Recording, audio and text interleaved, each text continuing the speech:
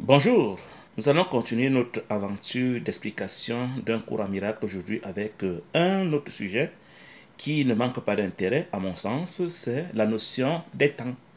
J'intitule donc cet enseignement les trois temps. De quoi s'agit-il? Pour toi qui es fidèle, pour vous qui êtes fidèle à ces enseignements, vous vous souvenez que je vous ai dit que nous vivons à cheval pratiquement sur minimum trois univers, à savoir le ciel, le rêve et puis l'univers spatio-temporel. À chacun de ces univers correspond un concept du temps que je voudrais maintenant que nous visitions ensemble. Il y a trois différents temps que nous pouvons distinguer. J'appelle ça temps par abus de langage parce que le premier temps est ce que le cours appelle l'éternité. Il y a donc l'éternité au ciel, l'intemporel dans le rêve secret et le temps, ou le temps linéaire pour être plus précis, dans le rêve manifesté ou la projection de l'ego que nous croyons être notre réalité. C'est quoi l'éternité? L'éternité, c'est tout simplement une idée du pur esprit. Et le pur esprit, nous avons vu que c'est la seule particule qui existe, la seule réalité qui existe. Le pur esprit est le ciel et le pur esprit est Dieu et le pur esprit est vous et moi et le pur esprit est tout. Donc, si quelque chose n'est pas pur esprit, la chose n'existe pas. Je voudrais faire comprendre que les univers sont en principe comme j'ai parlé du spectre électromagnétique. Tous les univers sont superposés, mais nous ne pouvons voir que l'univers auquel nous appartenons, l'univers dont nous avons le système de pensée. Ainsi, au ciel, il y a bien une manière de penser qui est propre aux êtres qui sont au ciel. Dans l'intemporel, qui est dans le rêve secret, il y a aussi une manière de penser. Et dans l'univers spatio-temporel, il y a une manière de penser. Donc, l'éternité, c'est l'univers où il ne se passe rien. Il y a la quiétude totale dans l'éternité parce que tout a été fait à l'instant T de la création. À la limite, on pourrait dire que même Dieu n'a pas précédé sa création. Dans l'éternité, on peut imaginer que, comme par un tour de bâton, je ne sais pas moi, magique, comme on pourrait dire dans notre langage à nous, tout s'est passé en une fraction de nanoseconde. Ça veut dire que Dieu se manifeste à la fraction de nanoseconde, il crée son fils à la même fraction de nanoseconde, son fils rêve, il s'éveille de son rêve, et puis la vie continue normalement à l'éternité, sans que rien ne change plus jamais. Donc l'éternité est cet univers dans lequel il y a une quiétude totale, certains diraient une immobilité parfaite où rien ne se passe. Et nous avons vu que si quelque chose se passait dans l'éternité, il y aurait un avant et un après, ce ne serait plus l'éternité. Ce serait une sorte de temps linéaire et il y aurait forcément donc un début et une fin. Donc au ciel, dans l'éternité, il n'y a ni début ni fin. Tout s'était passé une seule fois et tout est déjà fait et rien ne se fait plus. Donc le ciel est l'univers de l'éternité et c'est le premier temps, si on peut l'appeler ainsi le temps, parce que en fait ce n'est pas le temps, c'est plutôt l'absence de temps, c'est plutôt tout c'est déjà fait et rien ne se fait plus. Le deuxième univers que nous avons vu et qui a sa propre notion de temps, que j'appelle l'intemporel ou alors le temps holographique, c'est le rêve. Il faut remarquer que le ciel, donc, c'est un univers de l'idée. De même, l'intemporel est aussi l'univers d'une idée. À la seule différence que dans l'intemporel, l'idée qui régit l'intemporel, que nous appelons l'ego, a l'aptitude, la capacité à manifester des formes, des symboles, alors que le pur esprit, lui, n'a pas de niveau de quoi manifester des formes et des symboles. Donc au ciel, c'est un univers où, si nous nous y retrouvons, nous autres qui sommes habitués aux formes et aux symboles, nous dirons qu'il n'y a rien. On ne voit rien et pourtant, il y a bien des êtres au ciel. C'est tout simplement une autre réalité. Donc c'est une réalité dans laquelle les êtres n'ont pas une forme manifestée parce qu'ils sont tous illimités, parce qu'ils sont tous parfaits, parce qu'ils sont tous semblables, parce qu'ils sont tous la même chose que l'univers dans lequel ils sont. Dans l'intemporel, dans le rêve secret, c'est aussi un univers des idées, mais lui, il est régi par une idée magique, une idée qui est capable de manifester des formes et des symboles que le cours appelle l'ego. Donc, dans l'intemporel, puisqu'il y a des formes, il y a apparemment des formes, elles peuvent donc faire des choses. Ça veut dire qu'elles peuvent faire des choses dans une certaine linéarité. Mais seulement, la différence, c'est que, par rapport à notre univers, à nous, là où nous sommes maintenant, c'est que dans l'intemporel, comme son nom l'indique, tout a déjà aussi été fait, mais alors il a vraiment été fait quelque chose. Donc, la différence entre le ciel et l'intemporel, c'est qu'au ciel, ce qui a été fait ne change plus, alors que dans l'intemporel, c'est comme si tout se refaisait à la même seconde. Je voulais comparer l'intemporel, et comme je l'ai souvent dit, à une pellicule de cinéma, à un ensemble de diapositives ou de photos qui ont déjà été prises et qui racontent des milliards et des milliards d'histoires dans lesquelles nous allons puiser une histoire que nous venons visionner et que nous appelons notre vie. Donc, dans l'intemporel, tout a déjà été joué, toutes les histoires ont déjà été racontées, quelle que soit l'alternative que peut avoir une histoire, rien ne se fait plus dans l'intemporel, tout a déjà été fait. Et le troisième univers, avec son temps que nous voulons voir, c'est l'univers spatio-temporel, l'univers qui reconnaît les notions de temps et d'espace et des symboles qui se baladent dans le temps, dans l'espace en fonction du temps. Donc c'est notre univers. Notre univers connaît la notion de temps, c'est-à-dire qu'il distingue le passé, le présent et le futur. C'est comme si nous, dans notre univers spatio-temporel, nous avions divisé l'intemporel ou alors l'éternité en fragments, parce que tout ce que nous avons fait dans notre univers, c'est diviser, c'est séparer, c'est fragmenter. Donc le temps n'a pas échappé à notre conscience qui est toujours de fragmenter, de diviser, de séparer afin de permettre à l'ego d'exister. Je voudrais dire que le ciel, donc, c'est l'univers de Dieu. L'éternité est l'univers de Dieu. C'est là que nous sommes tous à jamais. C'est là que sont tout ce que Dieu a créé et rien ne peut quitter le ciel. Si on quitte le ciel, où irions-nous? Puisqu'il n'y a que le ciel, on n'irait nulle part. Par contre, l'intemporel ou dans l'univers de l'ego, que j'appelle aussi le rêve secret, c'est un univers rêvé. C'est-à-dire que, étant au ciel, nous avons manifesté un truc que le cours appelle la conscience. Cette conscience, et je reviendrai sur cette notion de séparation, cette conscience a donc quitté le ciel pour aller rêver dans l'intemporel, pour aller rêver dans l'univers holographique. Et le rêve donc qui s'est manifesté comme cette pellicule de cinéma, comme je l'ai dit, c'est lui donc qui est projeté pour manifester le monde que nous voyons. C'est comme on peut bien se l'imaginer, quand le film a été tourné et qu'il est sur la pellicule cinématographique, quand nous allons au cinéma, tout ce que l'opérateur de cinéma fait, c'est de projeter le film en question pour que ceux qui ont payé puissent donc voir le film de manière linéaire. Donc c'est ça, les trois temps que je voudrais que nous voyions, le temps éternel, le temps intemporel et le temps linéaire. L'éternité est l'idée vraie. Donc l'éternité est la seule idée vraie parce qu'elle est une idée du pur esprit. L'éternité est un attribut du pur esprit. Le pur esprit étant parfait, il est éternel. Ça veut dire qu'il ne fait jamais rien. Donc quand nous parlons de faire, nous sommes déjà en train de parler de soit l'ego, encore que lui aussi ne fait pas, mais ou alors nous parlons de l'univers spatio-temporel dans lequel habitent des formes, des symboles, des corps qui sont donc capables de faire ce qui a déjà été conçu, réalisé, filmé dans l'univers holographique ou intemporel. Donc l'éternité est une idée du pur esprit et on ne trouve l'éternité nulle part dans le rêve.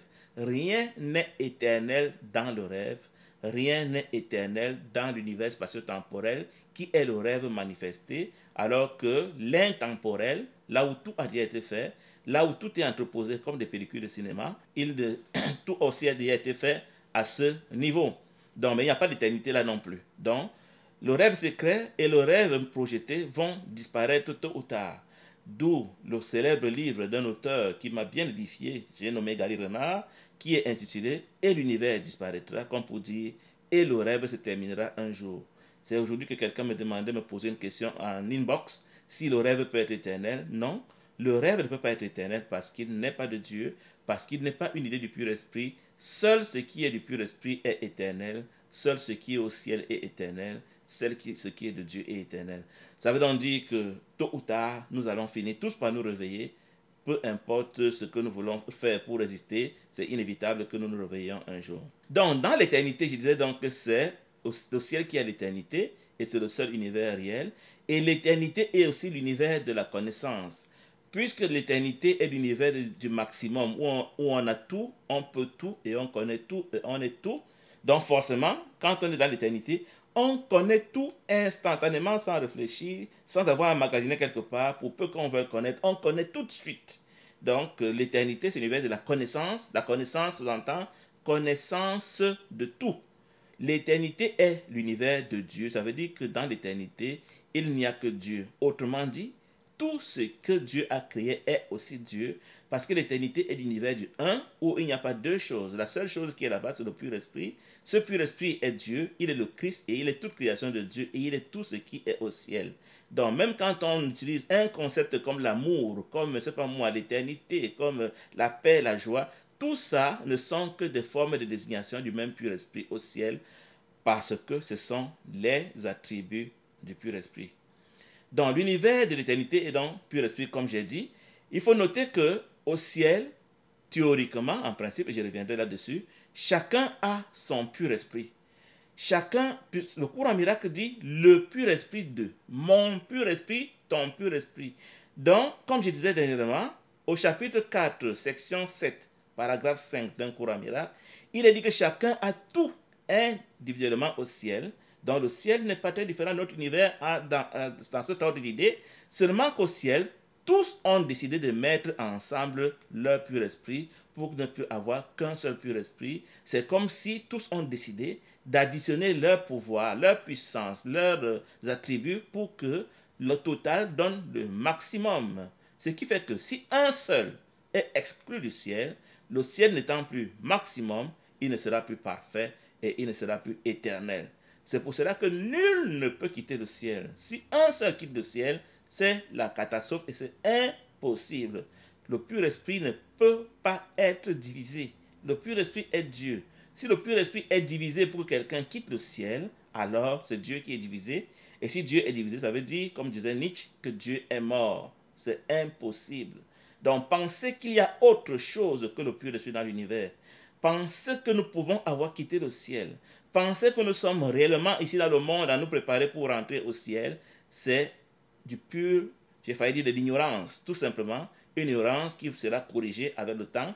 Chacun de nous finira par comprendre ces choses, mais dans l'intérim, retenons que le pur esprit étant Dieu, étant le ciel, il ne peut pas être divisé, nul n'a jamais quitté le ciel et nul ne le quittera jamais. C'est pour cela qu'il est dit du pur esprit que les habitants qui habitent dans l'éternité ont la conscience de l'unité parfaite. Ils ne peuvent même pas s'imaginer vivant autrement qu'en unité parfaite puisqu'il n'y a que ça qu'ils connaissent.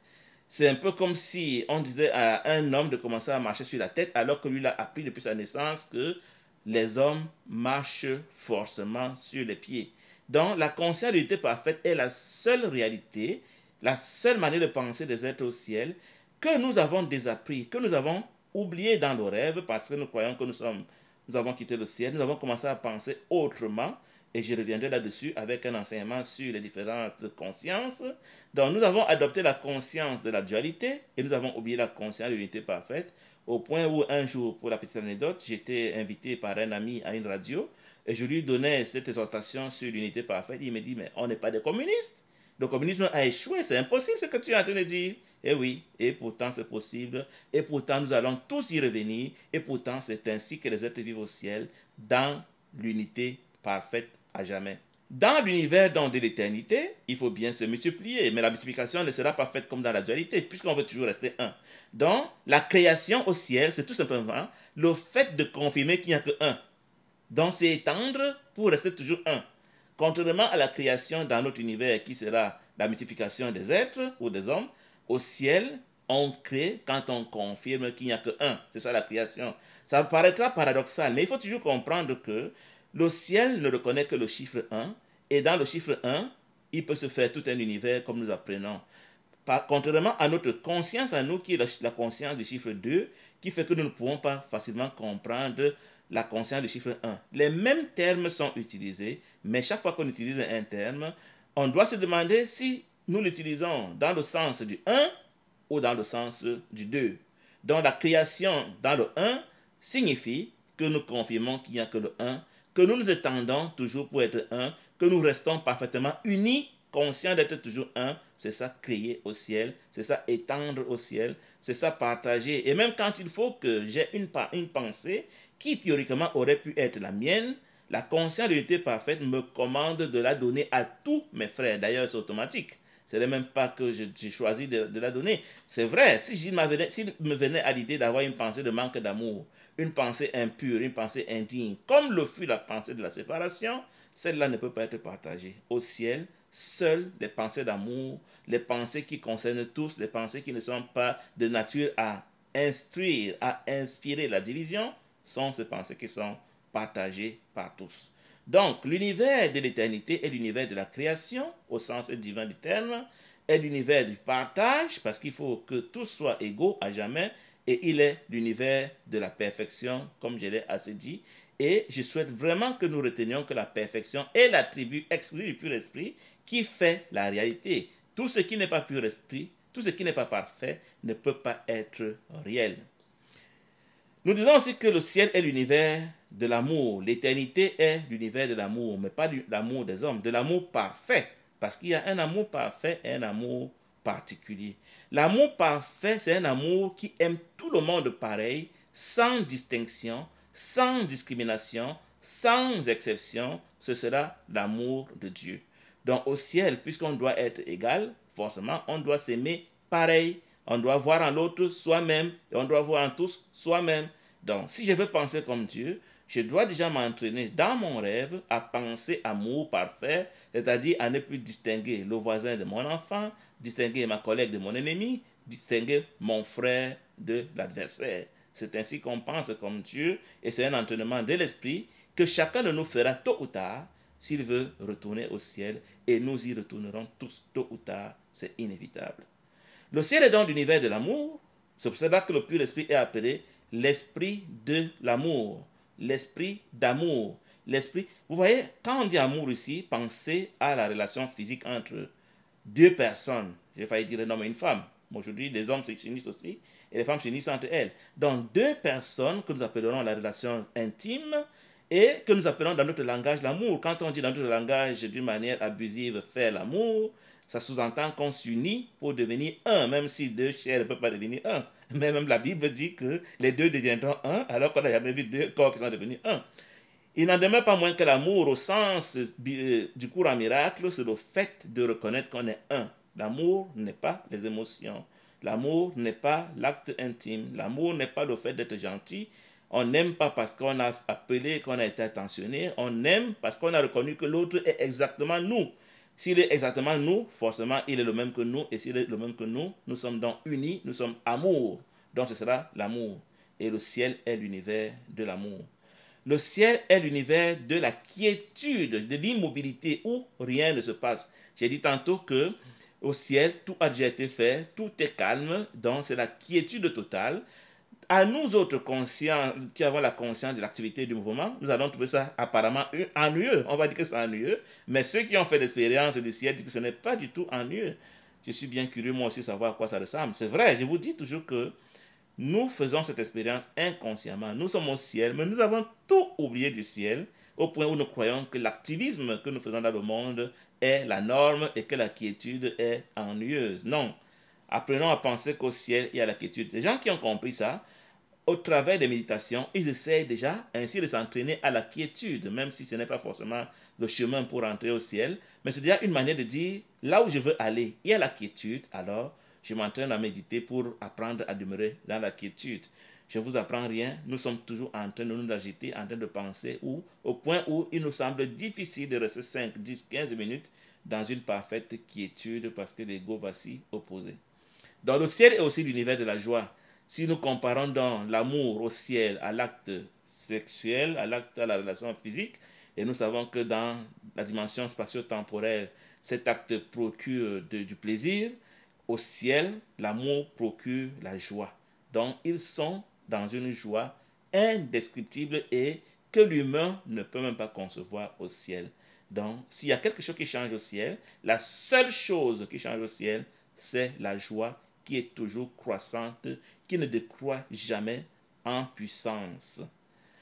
Ceci étant dit, Nous allons maintenant passer rapidement sur l'univers de l'intemporel qui est le rêve secret, mais je préfère d'abord préciser que le rêve secret a deux compartiments. Le rêve secret, on peut le comparer à deux idées, à savoir une idée vraie et une idée fausse. L'idée vraie s'appelle l'esprit juste et l'idée fausse s'appelle l'esprit faux. Donc le rêve secret se passe dans deux idées distinctes que je veux bien comparer à deux visiocasques. L'idée c'est quoi? C'est que quand je me couche dans mon lit le soir, j'ai au chevet de mon lit deux visiocasques et je choisis chaque soir lequel je veux mettre pour visionner des films dedans que je vais appeler mon rêve.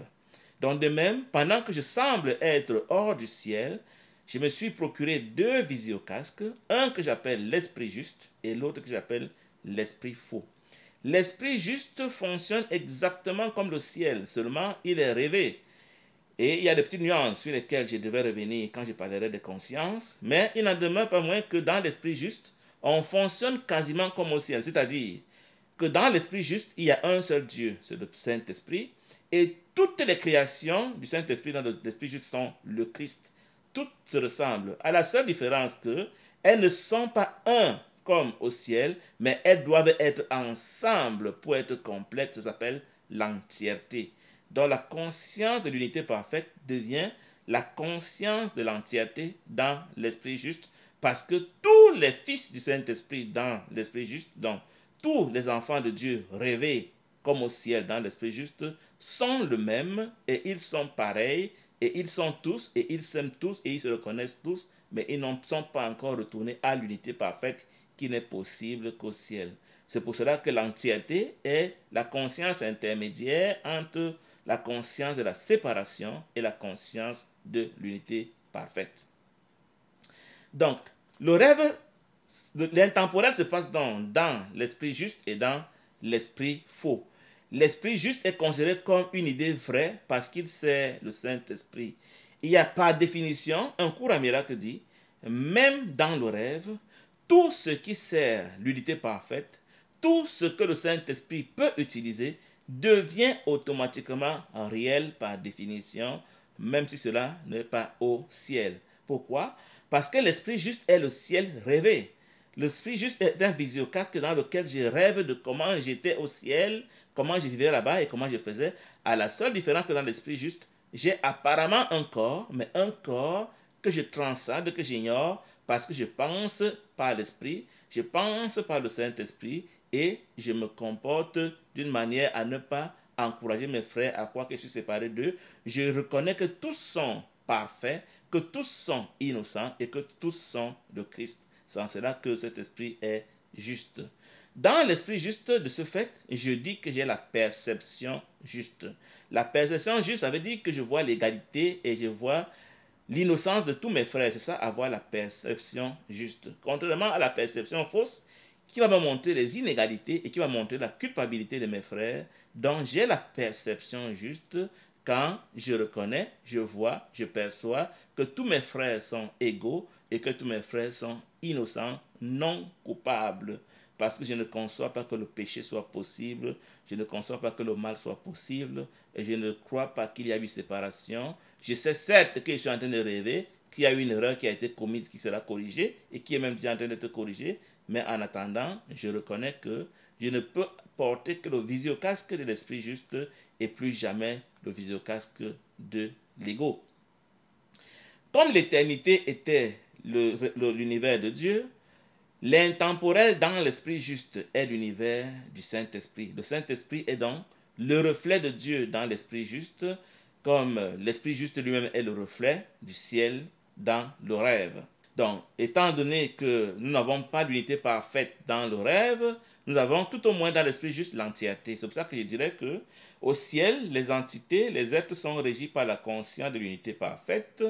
Dans le rêve juste, dans l'esprit juste, elles sont régies par la conscience de l'entièreté. Tout travail pour maintenir et protéger l'entièreté. S'il n'y a pas d'entièreté, il n'y a plus d'esprit juste. Alors, pour servir le Saint-Esprit, pour servir les frères, on sert l'entièreté, c'est-à-dire que on travaille à ne jamais perdre de vue que tous sont égaux et que tous sont de Christ et que chacun est le même pur esprit que Dieu. Donc la conscience de l'entièreté reconnaît dans l'innocence ou la non-culpabilité de tous, et pour parvenir à cette innocence, on pratique ce qu'on appelle le pardon quantique. Le pardon quantique, c'est la déclaration de ton innocence sans procès, sans analyse, sans jugement, sans rien chercher à savoir. Je déclare que parce que je sais que tu es le Fils de Dieu, forcément tu es innocent. Point. Je ne veux pas savoir si tu as fait quelque chose, tu as fait quelque chose. Tu es le Fils de Dieu, ton Père étant innocent, tu es automatiquement innocent. Point. Je n'ajoute plus rien. C'est ça le pardon quantique. Donc tous sont le même pur esprit, comme je l'ai dit, dans l'esprit juste.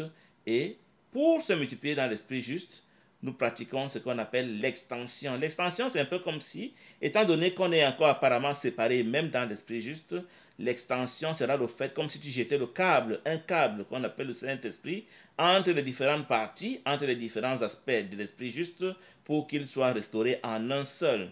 C'est ce que j'appelle dans mes publications la restauration de l'esprit dans son entièreté. C'est le fait pour les différentes parties de mon esprit, c'est se reconnecter au travers du câble qui est appelé le Saint-Esprit, qui est le pont entre les différentes parties de mon esprit, qui permet que ces parties qui croyaient qu'elles sont séparées, divisées, se retrouvent à être une dans l'entièreté en vue de leur retour dans l'unité parfaite. C'est ça le Christ. Donc le Christ, c'est l'ensemble de toutes les créations du Saint-Esprit dans l'Esprit juste. Donc les créations de Dieu rêvées dans l'Esprit juste, c'est ça le Christ. Et chacune est donc le Christ et son don, comme je l'ai dit, égal. Si tous sont le même et que tous sont égaux dans l'Esprit juste, forcément, on ne peut qu'accepter l'autre. Parce que si je rejette un, alors j'ai détruit l'entièreté. Et si j'ai détruit l'entièreté, il n'y a plus d'esprit juste. Donc, l'esprit juste ou l'univers de l'entièreté est l'univers de l'acceptation. On accepte tout le monde sans enquête, sans procès, sans investiguer, sans poser de questions. Fils de Dieu, tu es moi, point, je t'accepte. Et comme tous acceptent tout le monde et que chacun sait que l'autre est le Christ comme lui-même, dans l'esprit juste, ils sont tous en paix. C'est pour cela qu'un cours à miracle dira dans un de ces passages que le but du cours n'est pas d'abord l'illumination, mais il est d'abord la paix. C'est-à-dire que le but est d'abord de t'amener dans l'esprit juste. C'est l'escale à faire pour apprendre à penser comme au ciel. Et forcément, si on est en paix et si on est un dans l'esprit juste, on fait déjà l'expérience des prémices de la joie, dont la joie est aussi un attribut de l'esprit juste. Parlons maintenant de l'intemporel faux. Nous avons vu que l'intemporel faux est une idée, procède de l'idée fausse de l'ego. Il se passe seulement dans l'ego, qui lui est une idée que nous avons inventée de toutes pièces alors qu'elle n'existe pas. L'esprit juste encore peut s'appuyer sur le ciel parce qu'il est le reflet du ciel.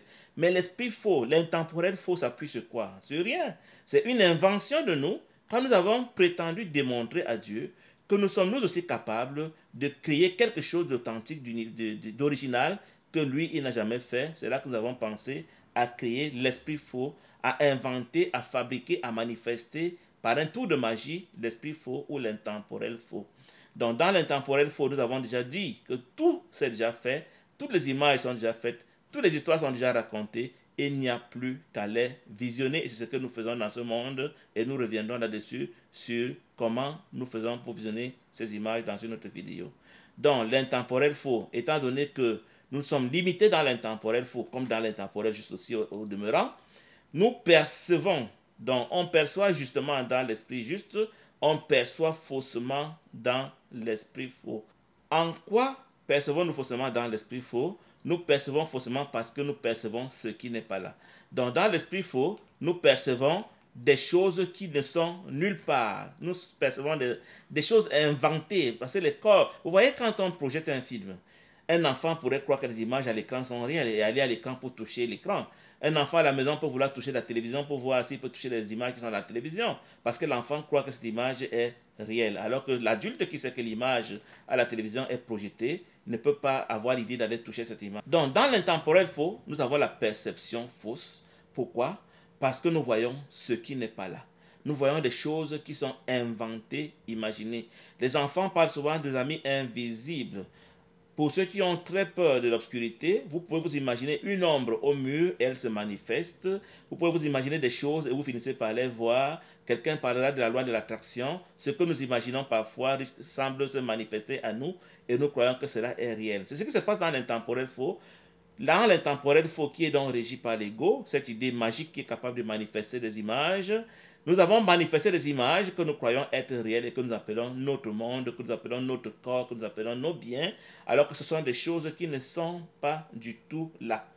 Parce que, comme je nous dis, tout ce que nous voyons, tout ce que nous percevons, tout ce que nous mesurons, tout ce que nous touchons, tout ce qui semble exister et qui n'est pas Dieu, qui n'est pas le pur esprit, est une illusion d'optique de la conscience, est une image projetée par l'ego qui nous semble pourtant réelle. Prenons le cas des hommes et des personnes qui témoignent qu'elles sont décédées et qu'elles sont revenues dans leur corps. Ces personnes disent que quand elles décèdent, elles veulent toucher leurs proches, elles ne parviennent pas, leurs mains traversent leurs proches, elles traversent des murs, elles voient à 360 degrés, bref, elles ont des aptitudes évoluées. Et surtout, la matière n'existe plus pour elles. Pourquoi? Parce qu'elle n'a jamais existé. C'est tout simplement une question de fréquence, de longueur d'onde. Tant que ces personnes étaient connectées à la fréquence Terre, elles croyaient que la matière est solide. Dès qu'elles cessent d'être conscientes de la fréquence Terre, la matière devient pour elles vaporeuse au point de disparaître avec le temps. Donc, un univers dans lequel nous ne sommes pas par notre système de pensée disparaît pour nous. Et dès l'instant où nous sommes dans un univers, il devient solide pour nous. Et je rappelle à cet effet que l'univers est fait de plusieurs univers superposés et chacun est déterminé par sa longueur d'onde et sa fréquence. J'ai failli dire par son système de pensée, en commençant par le ciel qui est l'extrême parfait et l'enfer qui est l'extrême imparfait. Entre ces deux extrêmes, il y a des milliards et des milliards d'univers entre lesquels nous pouvons nous balader de vie en vie selon que nous avons changé notre système de pensée, selon que nous avons changé nos croyances. Donc, tous ces univers projetés en dehors du ciel et même l'enfer ne sont que des hallucinations, sont des illusions, sont des images qui perdent de leur consistance et de leur réalité quand nous n'y croyons plus, quand nous ne pensons plus comme il se doit pour appartenir à cet univers. Dans tous les cas, les univers qui ne sont pas du ciel sont appelés des univers de l'ego et ils sont nombreux, mais nous ne serons jamais conscients que d'un seul à la fois. Donc, quand nous croyons que nous sommes sur la Terre, vous vous imaginez qu'il fut un temps où les humains croyaient que la Terre était le seul univers et que tout tournait autour de la Terre. Quelle folie! Vraiment, c'est incroyable. Et jusqu'à aujourd'hui, la notion d'univers parallèle paraît incroyable à certains parce qu'on a du mal à concevoir qui est nos voisins tout à côté ou alors avec nous, mais qu'on ne voit pas simplement parce qu'ils ne sont pas dans la même fréquence que nous. Les univers projetés de l'ego et l'univers des idées fausses sont des univers fragmentés où on peut séparer apparemment l'homme et la femme, la chose et la chose, séparer l'arbre et l'arbre, séparer. On est dans un univers de la séparation. Quand tu te balades dans la rue et que tu vois des voitures séparées, tu vois les arbres séparés, tu vois les maisons séparées, tu dois te souvenir que je suis dans un univers de la séparation et je n'ai plus envie d'être dans cet univers de la séparation. Je voudrais retourner à l'univers de l'unité parfaite en passant par l'univers de l'entièreté. Donc, ce que nous voyons dans ce monde faux, que le cours appelle le monde faux ou le monde irréel, c'est pas simplement parce que tout semble séparé dans cet univers. Nous avons donc, dans le rêve faux, dans l'univers de l'intemporel faux, nous avons la conscience de la dualité, du deux. Nous admettons que le deux est concevable et qu'il est faisable. Donc c'est ça qui fait la dualité. Dualité renvoie à deux, comme unité parfaite renvoie à un. Donc pour nous, s'il y a deux, forcément il y a trois. S'il y a quatre, parce que s'il y a deux, c'est qu'on a divisé le 1. Et si on a divisé le 1, on peut continuer à le diviser et atteindre la multitude. C'est pour cela que nous semblons être nombreux dans le rêve faux, alors qu'au ciel, le cours parle du Fils unique. La Bible aussi parle du Fils unique parce qu'ils sont tous un, ils sont tous semblables, ils sont tous pareils. Et la multiplicité n'est pas en termes de nombre d'abord, elle est en termes de système de pensée, de manière de penser. Je crois que je suis différent de toi parce que je pense différemment de toi. C'est ça qui fait la multiplicité, c'est ça qui fait le rêve. Au ciel, on se multiplie par la création. Dans l'esprit juste, on se multiplie par l'extension. Et dans l'esprit faux, on se multiplie par la projection, l'expulsion, la séparation, la division qui est entretenue par la culpabilité. Parce qu'on se sent coupable, on veut projeter la culpabilité sur les autres. Quand on veut se multiplier, on projette ce qu'on a sur les autres en espérant s'en débarrasser. C'est ainsi qu'on se multiplie dans l'intemporel faux. Et pendant que dans l'intemporel juste, pour s'étendre, on pardonne, dans l'intemporel faux, pour projeter, on culpabilise, on juge, on estime qu'il n'est pas bien, il est indigne d'être un avec moi, du coup, il doit se séparer de moi, je ne le reconnais pas parce qu'il n'est pas assez bon pour moi. Et sous-entendu, s'il n'est pas bon, c'est moi qui suis bon. Dans l'intemporel faux, chacun a son esprit faux. Contrairement à l'intemporel juste où tous ont le même esprit juste pour copier l'esprit, le pur esprit au ciel, dans l'intemporel faux, chacun a son ego ou son pur esprit, ou son esprit juste, c'est la même chose. Donc, nous projetons la culpabilité les uns sur les autres pour chacun paraître meilleur que les autres parce que nous sommes animés par la conscience de l'individualisme. C'est-à-dire que c'est chacun qui voudrait se sauver lui-même, c'est chacun qui voudrait être au paradis, c'est chacun qui voudrait être dans le bonheur au détriment des autres. C'est ce qui fait que dans l'intemporel faux règne l'inégalité. L'égalité est inconcevable dans l'intemporel faux. Nous avons essayé avec le communisme, avec le socialisme, nous avons essayé avec les lois sociales et autres, mais nous avons remarqué qu'il y a toujours un petit malin qui va vouloir profiter en trompant les autres qu'ils sont égaux. Liberté, égalité, fraternité ne veut rien dire dans l'intemporel. Ce sont des mots pour berner ceux qui ne comprennent pas ce mystère. L'ego ne comprend pas l'égalité. Il n'y a pas d'égalité dans l'intemporel faux. En revanche, dans l'intemporel faux, nous sommes régis par la peur. Nous avons peur. Naturellement, si j'ai plus que toi et que nous sommes deux, et on n'est pas le même, tu deviens automatiquement un danger pour moi. C'est pour cela que nous sommes régis par la conscience de la peur dans l'intemporel faux. Et s'il y a la peur, c'est parce qu'il y a une menace de conflit. Donc, pendant que dans l'intemporel juste, ils sont en paix et qu'au ciel règne la quiétude, dans l'intemporel faux règne la pensée du conflit en permanence, la pensée du danger, la pensée de la menace. Donc, c'est ça qui nous régit, c'est ça qui nous habite, c'est avec ça que nous vivons et nous croyons que c'est normal. Comment nous être en joie dans un tel univers où nous sentons toujours menacés et en danger? Forcément, nous sommes dépressifs. C'est pour cela qu'il y a la dépression en lieu et place de la joie. Dans l'intemporel faux, nous sommes dépressifs. L'intemporel faux, c'est aussi un univers de l'idée, je vous ai dit, mais cette idée doit être rendue visible à l'écran. Cet écran est ce que nous appelons l'univers spatio-temporel. Donc, les idées qui sont dans l'intemporel faux, sur la pellicule, qui ne font rien ou alors qui ont déjà tout été faites et qui attendent seulement d'être projetées, sont projetées par chacun de nous selon notre choix. On va là-bas, on prend une histoire, on choisit son acteur principal, on dit hey, je vais jouer l'histoire qui est incarnée par l'acteur Guy. Je choisis l'histoire et je la projette et puis elle se déroule et je la vis et je crois que je suis en train de vivre ma vie alors que je suis au ciel réellement et que ma conscience qui s'est évadée du ciel est en train de vouloir visionner des films et qu'elle va donc voir un film dans lequel elle va choisir un corps qu'elle va dire être elle et moi aussi je vais la suivre dans son hérésie et dire oui, c'est moi, je suis Guy, je suis au Canada et je fais et je suis et j'ai. Alors qu'en fait, c'est un acteur qui aurait été là, que je sois là ou pas. Je l'ai choisi cette fois-ci, mais une autre conscience pourra le choisir une autre fois, le même acteur.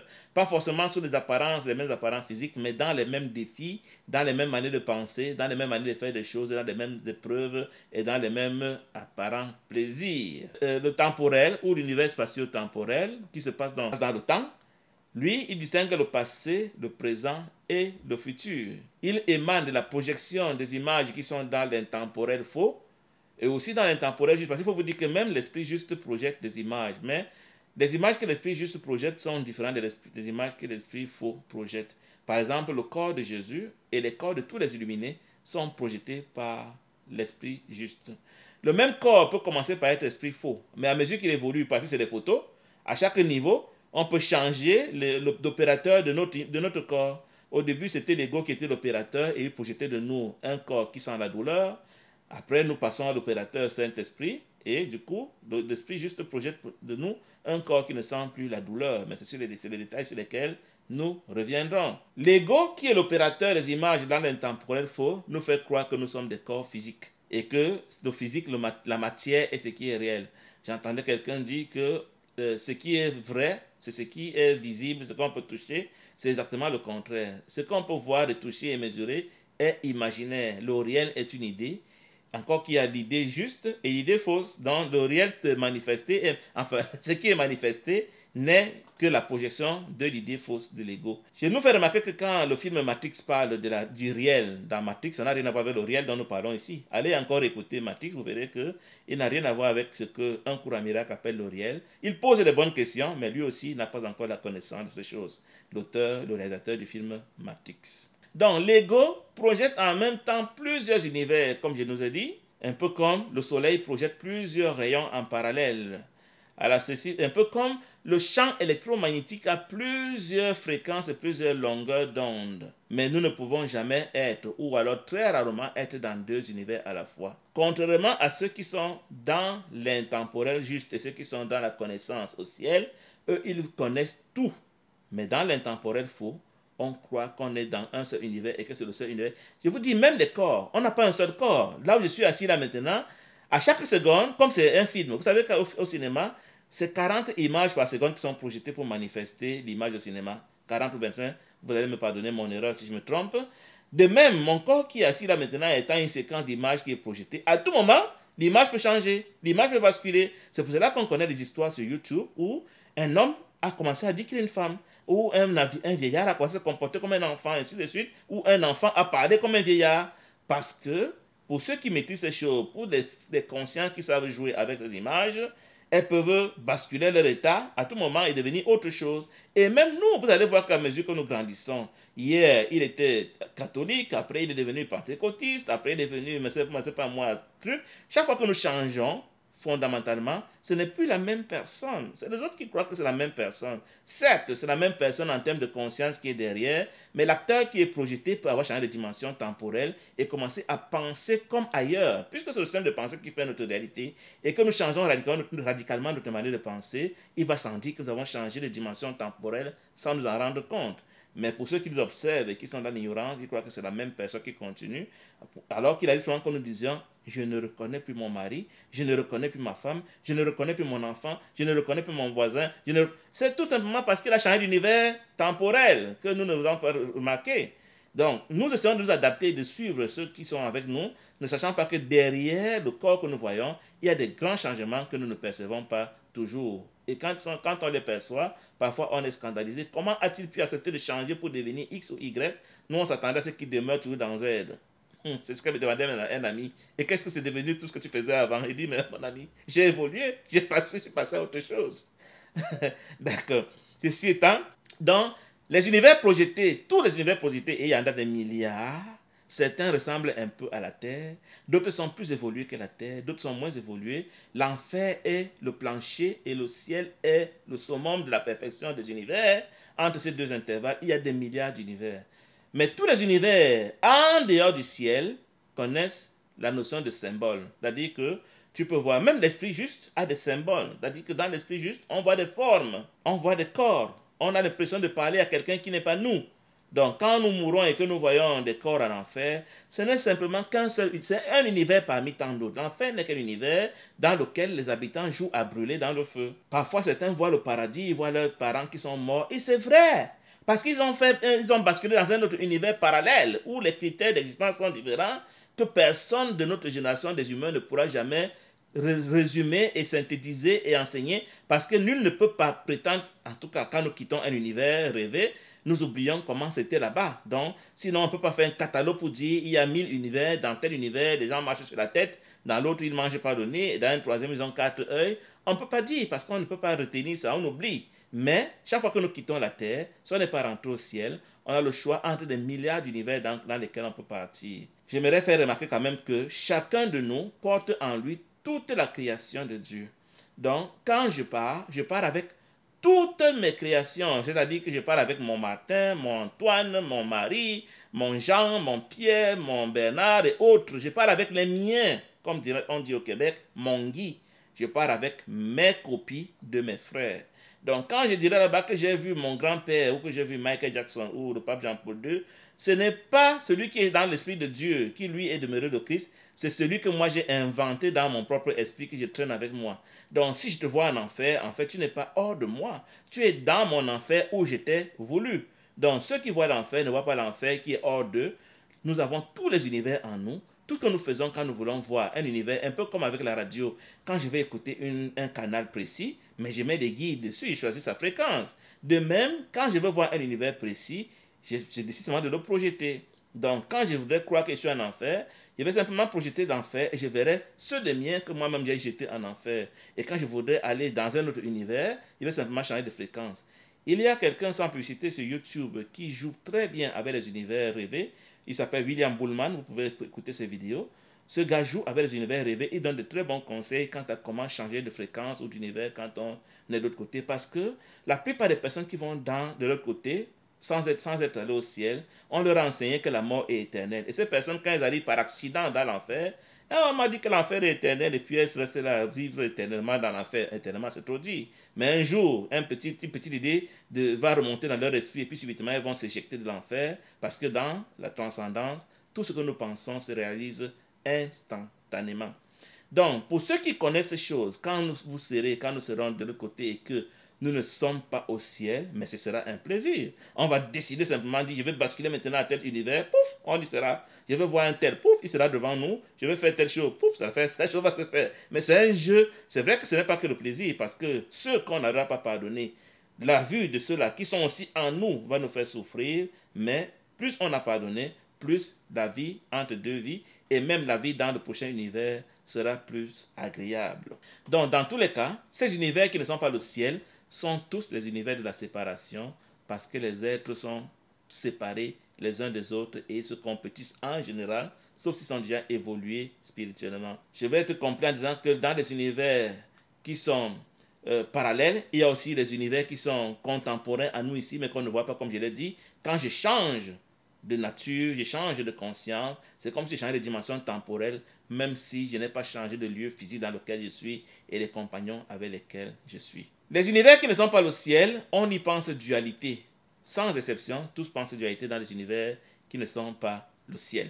Et tous pensent culpabilité, tous pensent jugement. Chacun croit qu'il est un corps dans les univers temporels, dans les univers manifestés. Chacun croit qu'il est un corps. Le corps n'est pas toujours humanoïde, ce sera une forme, ce sera une tête avec des yeux que nous on va traiter de comme on veut. Eux aussi pensent que nos yeux sont bizarres, donc chacun croit que son corps est la norme. Non, il y a des milliards de types de formes qui se prennent pour des corps et chaque forme croit qu'elle est la norme, le standard. Donc, chacun croit dans tous les cas qu'il est un corps séparé, individuel, qu'il doit protéger et par lequel il doit vivre. Et on se multiplie les corps par de différentes manières. Ici sur la terre, c'est par l'acte sexuel. Ailleurs, il y a peut-être d'autres moyens de multiplier les corps, mais dans chaque univers, ils ont convenu de la manière de se multiplier, de régir leur vie et de penser. Ce qu'ils ont en commun dans ces univers de la séparation, c'est les particularités. Il y a toujours le mien et le tien. Il n'y a pas d'unité parfaite. Chacun pense d'abord pour lui et pour les siens, et pour lui est meilleur et pour les autres n'est pas bon, à moins d'être évolué. Évoluer veut dire, à moins d'apprendre à s'approcher de l'unité parfaite, les êtres sont dans la conscience des particularités. Pour être particulier, il faut bien que je trouve que tu es pécheur, que moi je ne suis pas pécheur. Et le péché est lié au passé. Dans le péché, je le commets au passé. Je me sens coupable dans le présent et je serai puni dans le futur. Parce qu'en général, les êtres dans ces univers croient qu'ils ont péché dans le passé, c'est-à-dire inconsciemment qu'ils ont quitté le ciel. Et donc, ils se sentent coupables dans le présent et ils attendent la punition de Dieu ou de qui que ce soit dans le futur. C'est ainsi que les êtres qui ne sont pas évolués, qui vivent comme des, je ne sais pas moi quoi, pensent. Ils sont hantés par la conscience du manque, puisqu'il y a compétition quant aux avoirs, donc chacun veut avoir, chacun veut dérober aux autres, avoir plus, abuser des autres, parce qu'on a peur de manquer, on croit que si on manque, on va mourir, et comme on a peur de mourir, il faut toujours chercher à posséder. Ils sont possédés par la conscience de la maladie, ils croient que la maladie est obligatoire, et que la maladie est inévitable. Ils croient que la mort est un concept inévitable. Voilà de quoi il voulait parler, les trois temps. Le temps de l'éternité, qui est l'idée de Dieu, qui est l'idée du pur esprit, l'intemporel, qui est l'idée de l'ego, et l'espatio-temporel ou le temps linéaire, qui est la projection de l'idée de l'ego. J'espère que ça vous a apporté quelque chose. Je vous souhaite une bonne soirée et au plaisir. Bye bye.